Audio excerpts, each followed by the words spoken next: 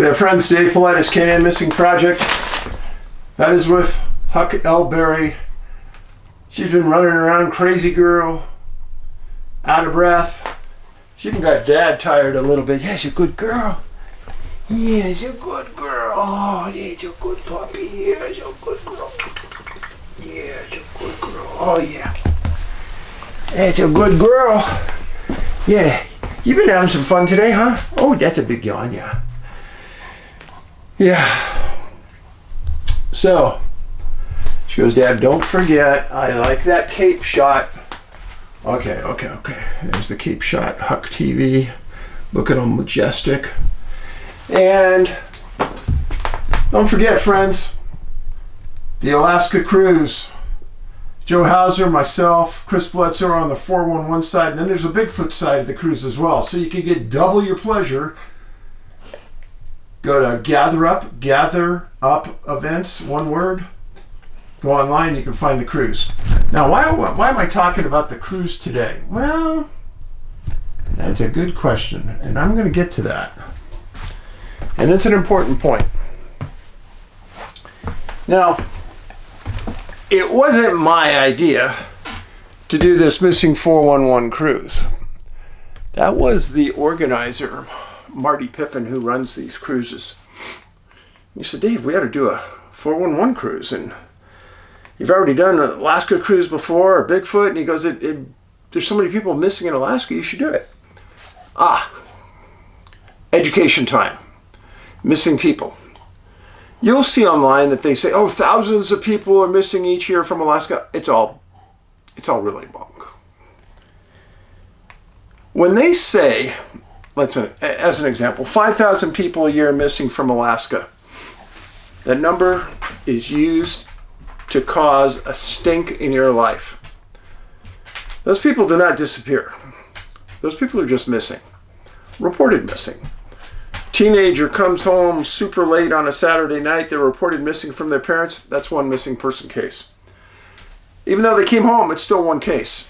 That teenager disappears 3 times in a month, that's 3 missing person cases. Somebody gets drunk, doesn't come home, spouse reports them missing, that's another missing person case. About 80% of the cases in Alaska are drug and alcohol related missing persons cases and voluntary disappearances. 1/2% of all missing person cases really have any intrigue to them at all. Yeah. The networks don't want to tell you that, but I'm telling you that because I've done the research. But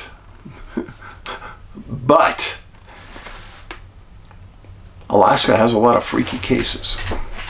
Well, what do you mean, Dave? I mean, they have a lot of cases that don't make any sense at all, to me. One of them is a friend of mine when I was younger. I was really young.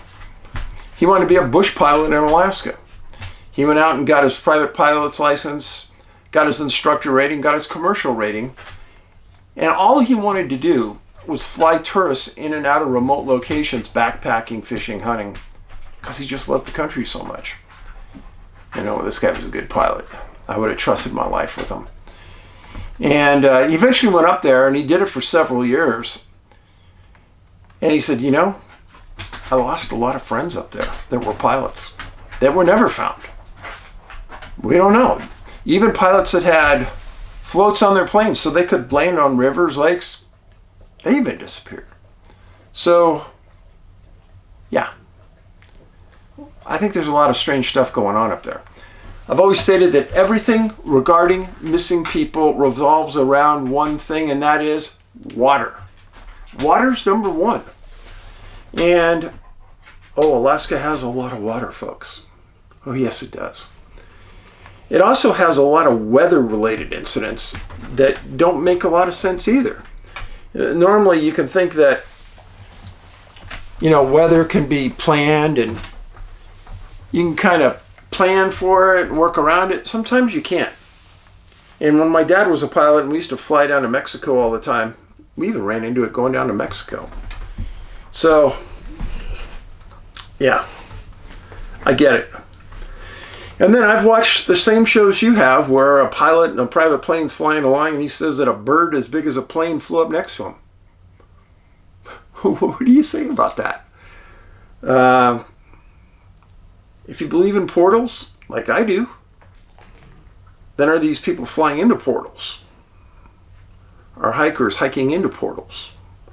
Are boats driving into a portal? Yeah. All those are questions you got to ask. And when years and years later, something's not found that's big, that dog don't hunt. I don't get it. I'm sorry, I don't get it. We talked about the missing airliner in Michigan a few weeks ago. Josh Gates did an entire show on that airliner and how people have been searching for it for 25 years. And side scan sonar, all the area where it went down, never found it. How do you miss a whole airliner? Well, I've got another one for you that's equally as strange. In Alaska. Now, if you go on the Alaska cruise, oh, you're going to see a presentation from me. A missing 411 presentation you've never seen before. Oh, but it's good. I've already started working on it. It's really good. And you're going to go, I never knew that about Alaska.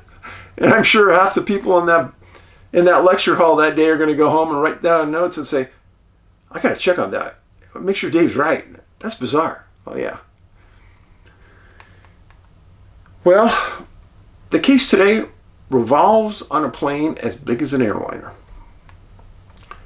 It's a missing B-29 Superfortress called the Klondike Cutie. Oh yeah. Missing February 24th, 1947. Wasn't missing over water. It was missing in Alaska. 13 people on board. Now this is a picture taken the weeks before it crashed. And you can see the Klondike Cutie.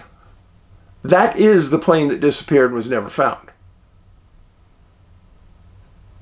Oh, it's an interesting picture for sure.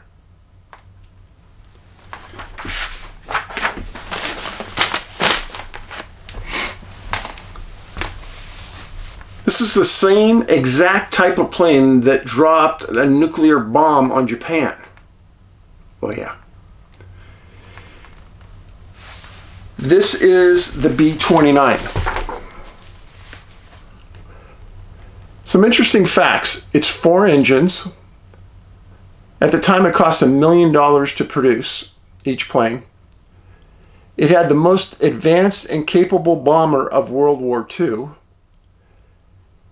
It was the most expensive weapon design for World War II. It was the first combat aircraft designed with pressurization. It was very advanced for its time, I'm telling you. It had the largest engine at its time. I'll tell you why in a second. Had the most advanced remote control turret fire. The B-29 bombing campaign devastated Japan. They changed at one time this over to, it was a first operational flight tanker. It could fly to 32,000 feet. It did, and it could carry nuclear weapons. It carried a crew of 11 and had a wingspan of 141 feet. Friends, that's huge. Empty weight, 74,500 pounds. Maximum weight, 135,000 pounds. That's why it needed 4 huge engines. Maximum speed, 357 miles per hour. Cruise at 220. Range, 3,250 miles. Now you could ferry it if you loaded it up with extra fuel tanks, 5,600 miles. It carried emergency rations for 10 days.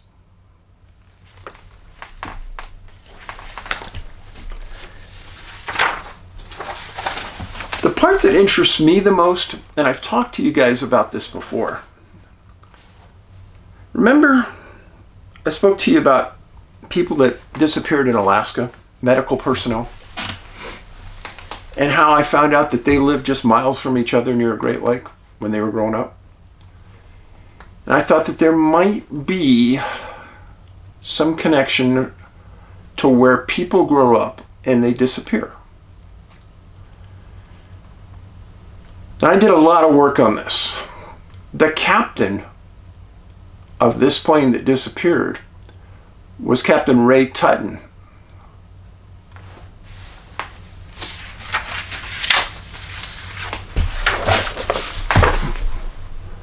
Captain Tutton. Home was in Rome, Georgia. Married to his wife named Jane. They had 2 kids, Cheryl, 2 years old, and Susan, 4 months old. This was in 1947. He spent his first 19 months as an enlisted man.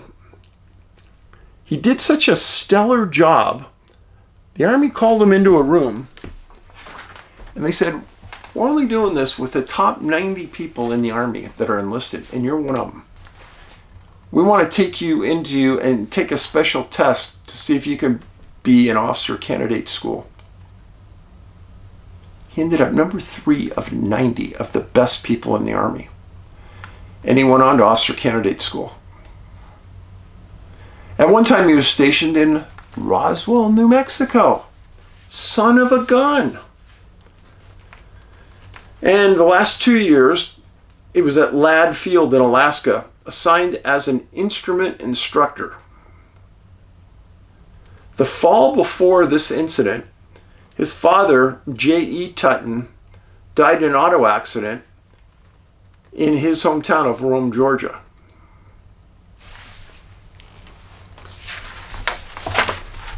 This was his wife and his 2 girls. This picture was taken right after it was announced that he went missing.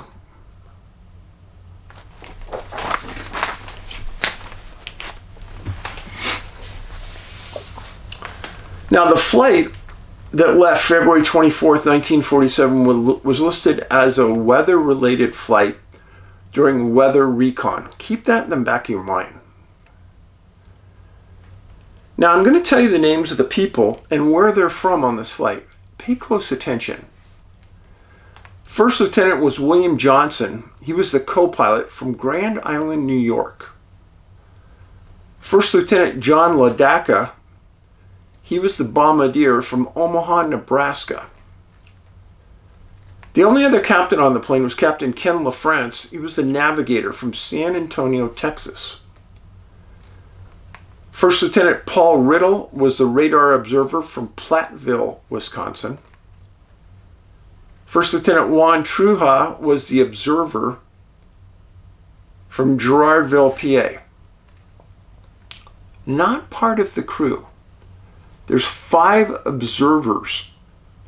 It was never explained why they were on this flight or their experience other than their position. Second Lieutenant Hubert Jarvis, a navigator from Austin, Texas. Second Lieutenant James Lomax, a flight engineer from Chico, California. Staff Sergeant Clarence Adams, observer, Tampa, Florida. Staff Sergeant Leon Blakeman, assistant flight engineer from Riverside, California. Staff Sergeant James Maloney, observer from Dorchester, Mass. Staff Sergeant Robert McLaughlin, observer, Cherrydale, Kansas. Staff Sergeant Orville Ransom, observer from Palmetto, Florida. Here's the statistical anomalies. 5 observers on the plane. Normally they don't carry observers. Why were they there? 2 of the crew that were on that plane were from Texas, 2 from Florida. The plane left Elmendorf, which is Anchorage, loaded with fuel to fly 11 hours if it had to. Commander said that this was a routine 800-mile round-trip flight. Okay. I get it. That's what they said. The plane was a B-29-40, serial number 44-86253, with the nickname the Klondike Cutie. In February of 1945, it was flown to Spokane, Washington, and it was completely overhauled after the war. And then it was flown to Alaska to go through cold weather testing. That's what the Army Air Corps said.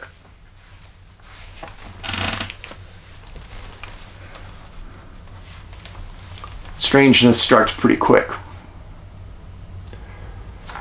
Much later, after this plane disappears, the Army comes out and says, okay, well, we weren't really doing weather recon. We were recording radio traffic and watching the Russians' activity just off the coast of Alaska.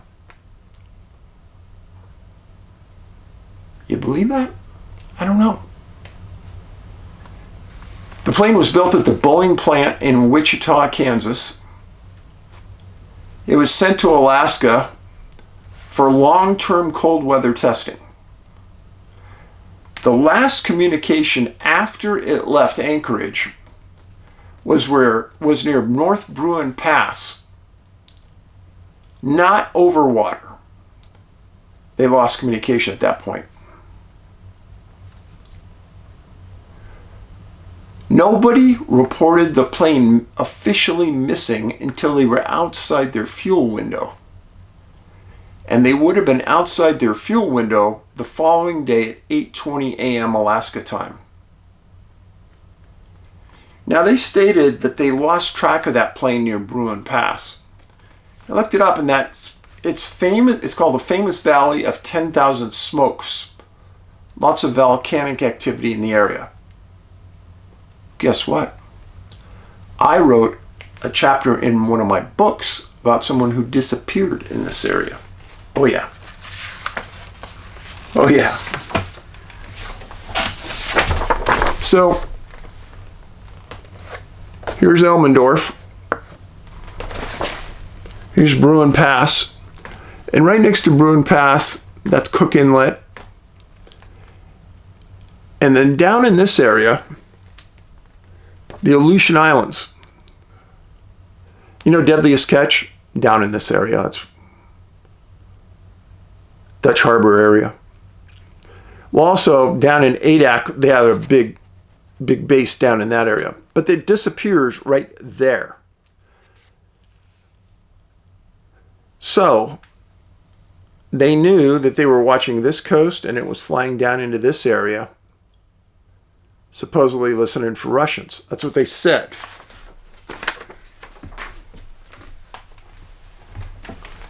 So the plane, they never said it went off radar. They never said that.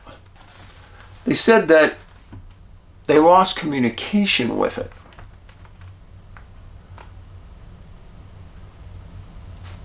Well, the same day that they went missing, the Klondike went missing. This is bizarre, folks.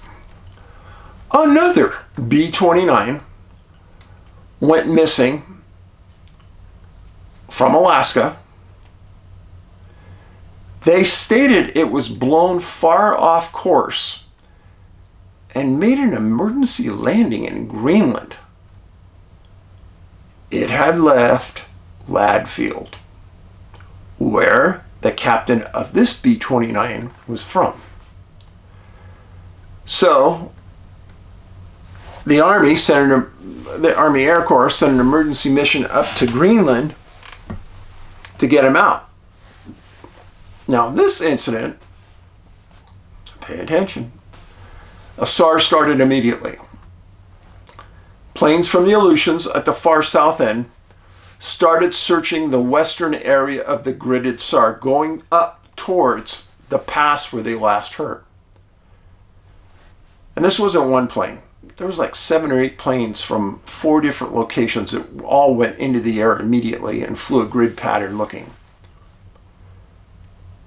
Planes from the 10th Army Rescue Unit left Elmendorf, the same location that this plane left, searched the areas of Naknek near Bristol Bay. Planes from LAD near Fairbanks searched the north central search and rescue zone off the mainland to the Bering Sea, you know, out where the Dutch harbor boats go in Deadliest Catch. And many planes from Adak and Kodiak searched eastward towards the mainland. This was a well-orchestrated search for a huge plane with 13 people on board. And this went on 2 days straight. Third day. This is the part you won't believe. Third day, another B-29 goes missing in Alaska. The third one in 4 days. It supposedly developed engine trouble while searching for this missing B-29 and crashed 25 miles from Naknek. Remember, there's a lot of air travel in these corridors. And when this B-29 went down, a private pilot saw it, immediately got on the air, explained what happened, and he requested that all amphibious planes within 200 miles fly in here and let's help. It was a remarkable effort. And he named the lake that was 1 mile from the crash site. What happened was that the B-29's flying along, supposedly, has engine trouble, and the captain says, we all have to parachute out. There's no place to land. So they all parachute out. Now, friends, this is February in Alaska. It's pretty darn cold. They parachute out. This private plane circles the area, sees where everyone lands. 1 mile away is a lake that isn't frozen, and he calls for all of the available amphibious planes, private planes, to come and respond. 3 planes responded. Ray Peterson from a flying service en route to Anchorage landed. Dennis Fenney from the flying nearby diverted to help and landed on the lake. And another plane that was unrecognized landed on the lake. The soldiers, there was only one soldier that was seriously injured, and he dislocated his hip, and he had to be carried out by the others that all lived and survived and hiked over to this lake. It was one of those rare times in military history that private citizens all joined together to help a military plane that crashed. And the military wasn't doing anything to help these people because they had everyone tied up looking for another B-29.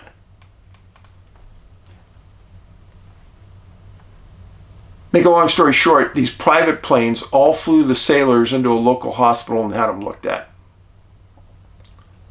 But the search for the Klondike Cutie was still going on.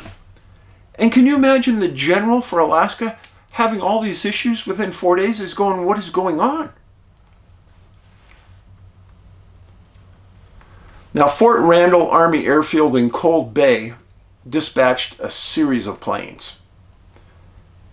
Elmendorf, LAD, and Air Station Kodiak were all dispatching every available plane they had. And Davis Army Airfield from Adak, southern part, they were flying everything they could.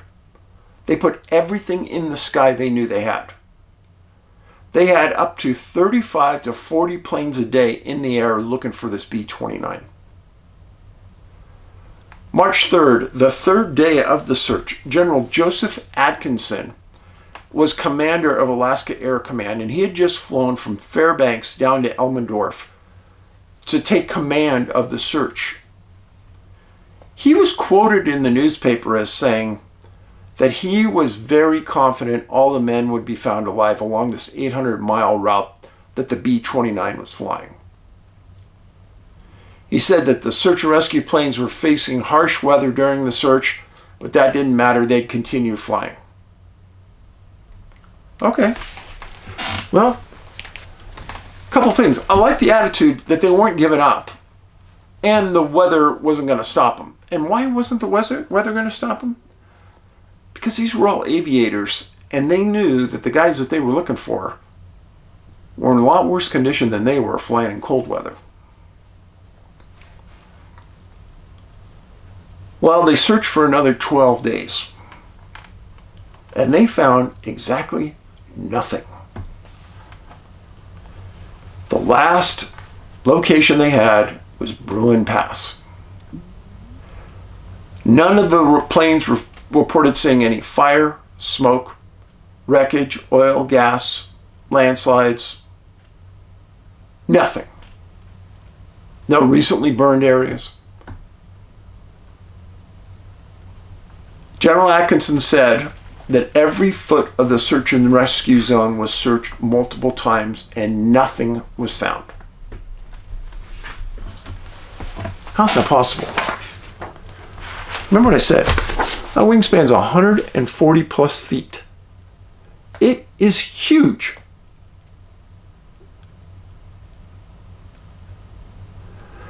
This plane was very shiny. In the sun, it would stick out like a sore thumb. Everyone expected to find that glossy metal plane. After the search was terminated,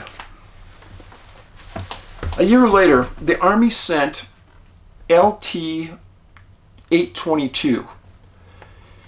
It was a transport vessel that was used to search underwater. They sent it to Cook Inlet, the only other possible place they thought that the plane could be, maybe in water, and they searched it for several months under the command of Captain Ray Harris.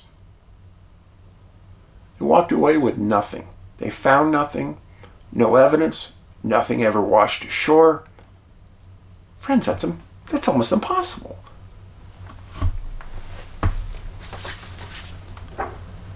I found this War Department classified message.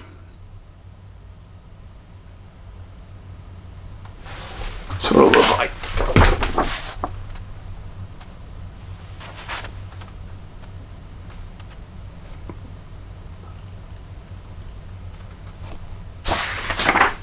What it says: recurred non-battle, reporting a B-29 aircraft, number 4486-253. 13 crew members missing February 24th, 1947. Now comes supplemental status. Is now changed to dead for the following crew members, people I listed. Formal search conditions for subject aircraft have produced no results, and further search operations have been abandoned. Extremely cold weather, remote land and water route over which the aircraft was flying, and other adverse conditions lead to no conclusion. Then crew members are dead. I find that interesting. No, they weren't flying over weather, even though it said it. They're flying over land.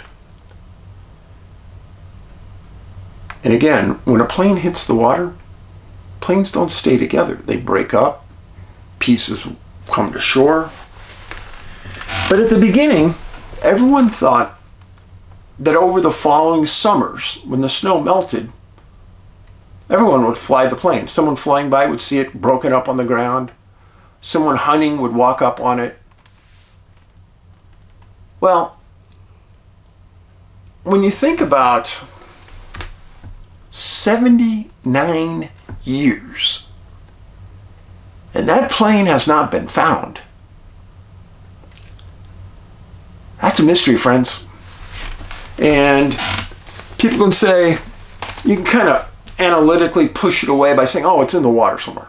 Okay. Why didn't they find an oil slick, a gas slick? It was just 2 hours into its flight. It should have hundreds of gallons of fuel. Maybe thousands. Never found any slicks. The plane breaks up. The big waves in Alaska throw things onto shore. Nothing's ever found. I'm sorry. That dog don't hunt. And I am going to be one of those people that keeps banging this drum, because nobody really ever has, about missing boaters, missing airliners, missing Superfortress. Smaller planes, I kind of get it, you know? Big planes, I don't get it. So, God rest their souls. And the captain, I feel very sorry for his wife and girls, because they lived a lifetime without knowing what happened to their dad and husband. Captain Raymond Tutton was a hero. And I don't say that lightly, folks, but somebody who had been in the Pacific War, flew missions dozens of times,